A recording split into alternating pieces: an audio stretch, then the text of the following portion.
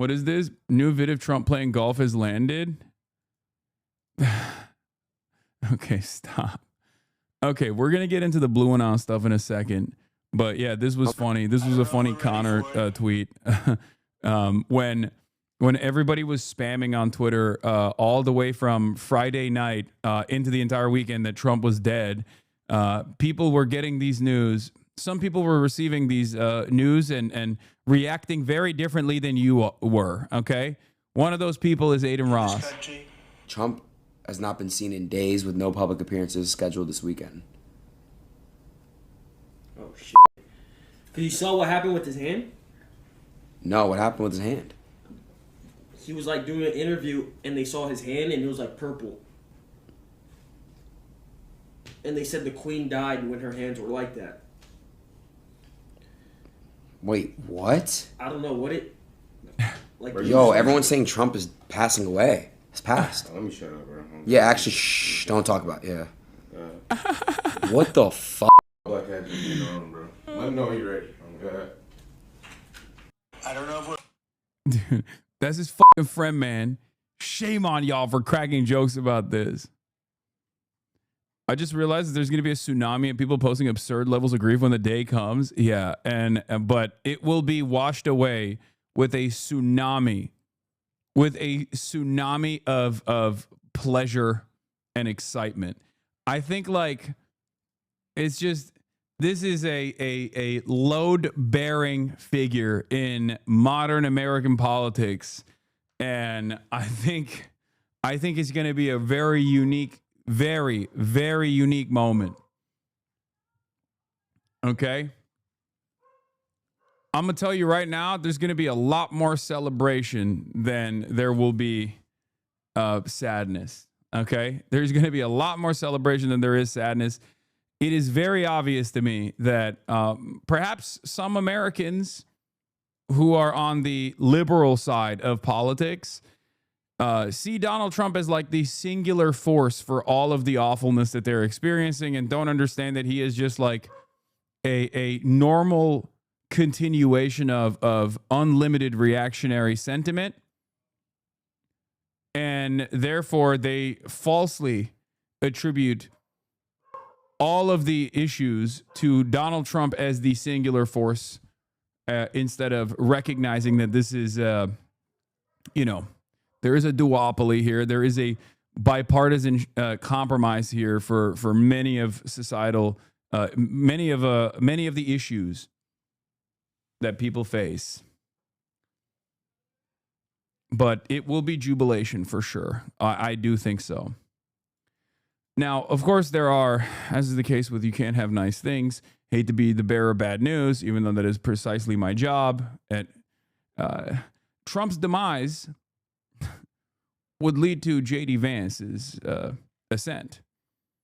And J.D. Vance's ascent, I don't think J.D. Vance is capable of securing the base of support in a popular contest. I don't think that he would win. But if Trump were to somehow pass away, that would be truly terrifying because that's the only way J.D. Vance is going to actually hold on to a higher lever of power. And then we would truly know what it's like to have President Palantir, President Peter Thiel, Supreme Enforcer, So that is definitely a real fear that I have. So we can't have nice things, basically. Okay, that's my point. We just cannot have nice things ever. Latest Blue Anon research. Yeah, I'm gonna dive into the Blue Anon conspiracies, as you guys know. While we were out celebrating and making jokes about Trump, just people basically memeing that Trump is dead. Okay, and the right wingers were getting upset that people were memeing that Trump is dead. Blue Anon was taking it sincerely. Here's Adam Cochran, investor, professor, policy consultant, author, independent investigative journalist, and father, trying to make the world suck less. This is a 31 tweet Twitter thread from Adam Cochran. Now, if you're old enough in this community and you were around for Trump 1, You remember there were figures similar to this. There were Blue Anon figures back in the day as well. Seth Abramson comes to mind. He was one of the prominent Trump guys. Okay. There were a bunch of these guys that like had gotten their brains broken with Russiagate stuff. So they would almost always tie everything back. Louise Mensch, as another good one. They would always tie everything back to like, Donald Trump's having gay sex with Vladimir Putin. Now, those guys haven't been as active or as prominent in Trump 2, but they were a important fixture. They were an important fixture of the Blue Anon movement in Trump 1. They were a prominent feature of the resistance against Donald Trump in Trump 1. Okay? Nowadays, they're not around as much. They're not as visible. They're not as loud. But every now and then, something just like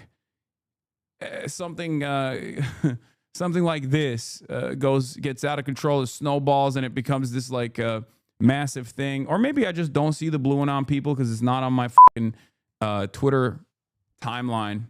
But they're still here.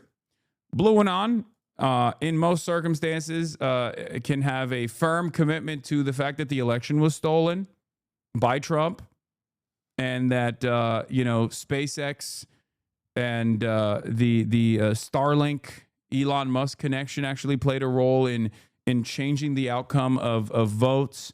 They think that there are like vote count disparities. Reddit / something is wrong 2024 is one of the largest subreddits where you can tap in to what the Blue Anon guys are up to. Okay. They believe that Elon Musk hacked the election for Donald Trump. So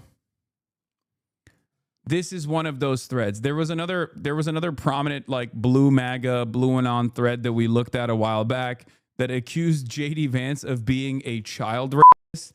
That one got like hundreds of thousands of likes. If you remember, this guy came out and was like, I have evidence.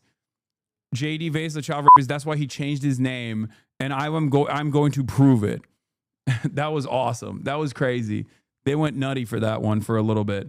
Anyway, sus, weirdly informed. I am a enjoyer of every different type of political curio, and American politics is a target-rich environment for that kind of thing. So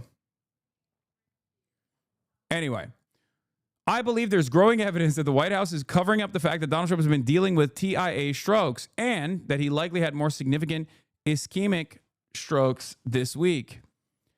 Let's start with the basics. TIAs are temporary blockages. You'll see symptoms, leg dragging, eye drooping, etc., but they resolve within 24 hours. Ischemic strokes leave a lasting impact, but can range dramatically in scope and severity. TIAs precede an ischemic stroke in about 30% of patients and often result in a long-lasting interventions to try and prevent any risk of a larger stroke. Now let's get to what paints this picture with Trump. In March 2024, Ron Filipkowski notes that Trump has been dragging his right leg for a while. It's something we've seen him do on and off over this past year, but not super notable on its own. Let's take a look. I see a sexy man doing a sexy dance, for the record. Okay? I see a sexy man doing a sexy dance. I don't know what these haters are saying that he's dragging his right feet.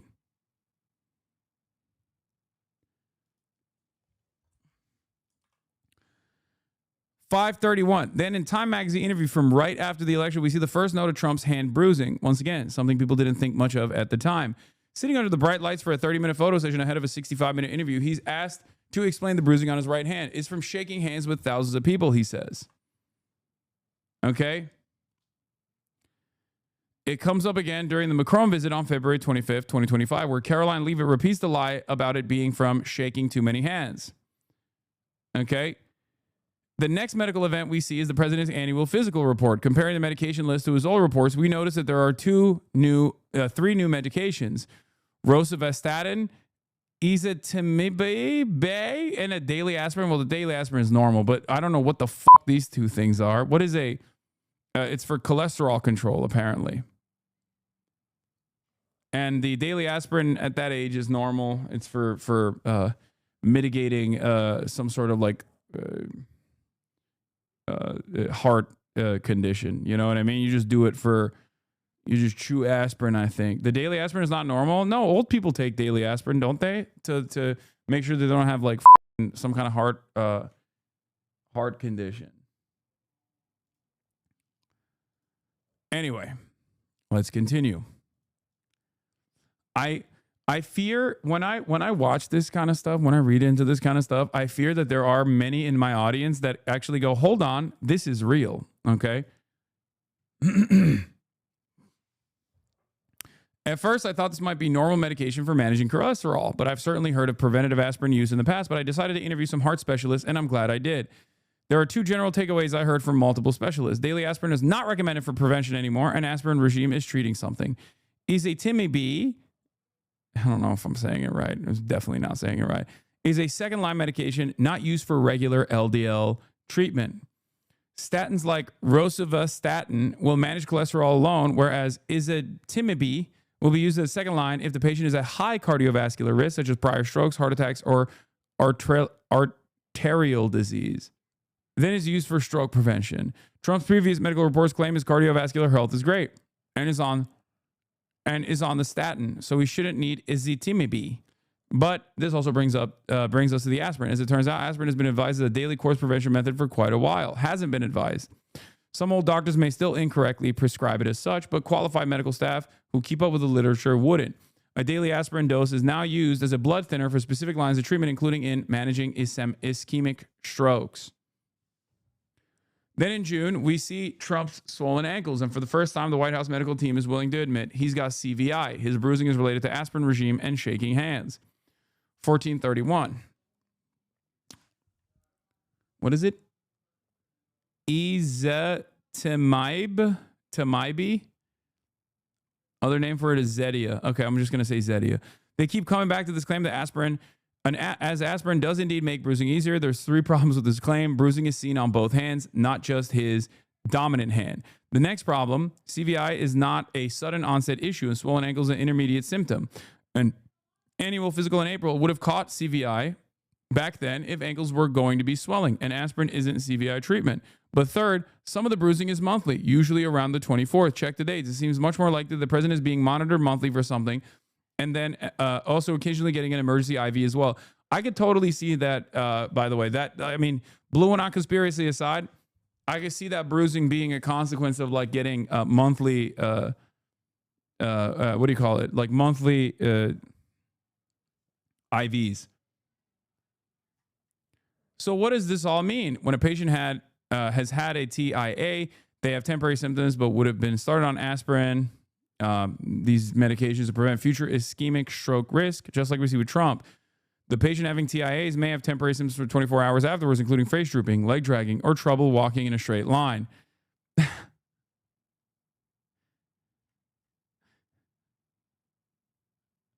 This was weird.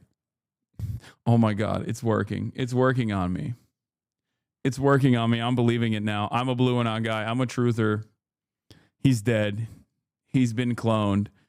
Patients who experience very mild strokes that are not on TIA, such as lack inner stroke or minor ischemic stroke, may have persistent but barely noticeable symptoms, such as drooping on the lip, eyelid, and eyebrow, which would be on the same side of the leg dragging symptom. I think he's just old, man. That's it. He's just a droopy guy. That's just what happens when gravity takes over. You know what I mean? Like I think we're reading too much into the tea leaves here. Okay. Like if a patient under White House level medical care was seen having a stroke, they'd be scanned to rule out a hemorrhagic with the White House portable MRI, and then could receive alteplase, a clot busting peripheral IV, often given in the hand for elderly patients. If that patient was on aspirin for cardio risk management and or potential calcium blockers, we'd expect bruising on the hands, swelling on the ankles. If they had a mild ischemic stroke, we'd expect the patient to be on bed rest for 24 to 48 hours, by 2 to 3 days, able to take smaller assisted steps, and the patient may have facial droop, flatter facial creases, or their mouth agape due to facial muscle weakness.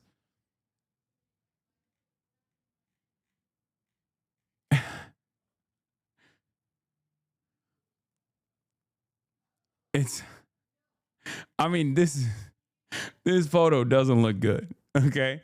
I'm not gonna sit here and act like this is a good photo for him. Okay. He's not exactly the sexiest guy, contrary to what the weirdos who love Donald Trump might claim. He's not exactly the sexiest guy. He's not known to be a looker. Okay. Having said that, I think it's cool that we finally have another Brandon. Welcome back, Joe Brandon. It's Brandon 2. Okay. That's it. We got Brandon 2, Brandon 2.0. He's here. Even though they could walk at this time, speech and complex motor skills may still be recovering. And we noticed Trump oddly kept the press pool very far back from the White House and hasn't allowed them on the golf course. We also noticed that he was dressed as the same as the last time he went golfing with Kai, and that MAGA influencers were given an old picture to circulate from January and his other golfing picture from June 27th. Yeah.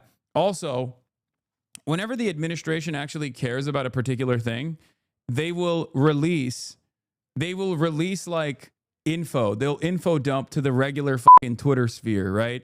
And they will all turn around and post, President Trump's the best grandpa. Trump looks so young. I love this photo. Okay? It's an old photo. It's an old ass photo. They posted old ass photos. Like, they were just like making it seem like he was hanging out with this professional golfer. He was not. You know what I mean? Those same influencers were circulating a video of him in the same outfit, but that one came from June 29th this year. Yeah, this is not a new video. This is an old video, but they were literally circulating this on Saturday as though it was a new video. Bravo! Hi,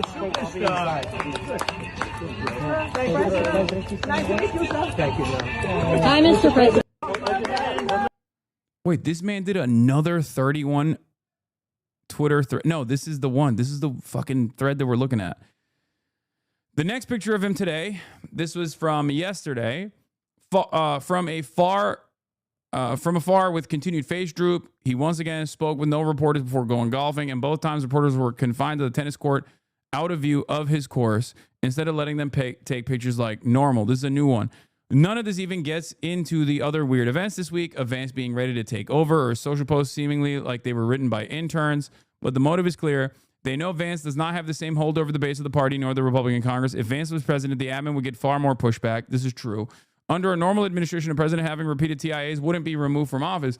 But even a moderate ischemic is likely to impact mental faculties and merit the 25th Amendment being invoked. That's never happening, though, because Democrats are unfortunately too cowardly to do anything against the Trump administration at this point.